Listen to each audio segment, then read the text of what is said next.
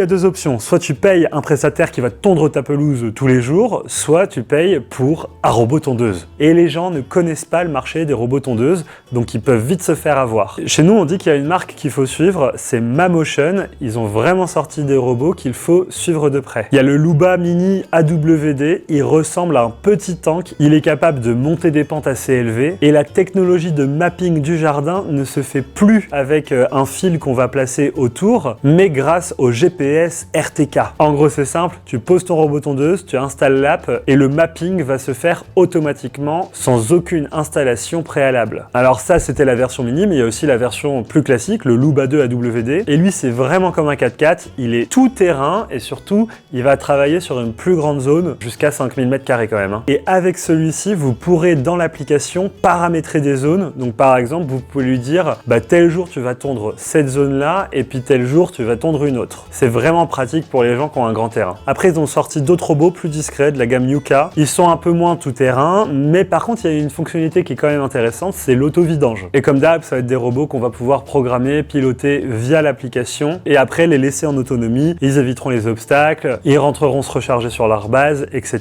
etc. N'hésite pas d'ailleurs à me dire si tu veux que je te parle d'autres marques de robots tondeuses. Il y a pas mal de marques chinoises comme Dreamy notamment qui s'est lancée, dont les gens ne parlent pas assez, mais qui ont vraiment aussi des bons résultats.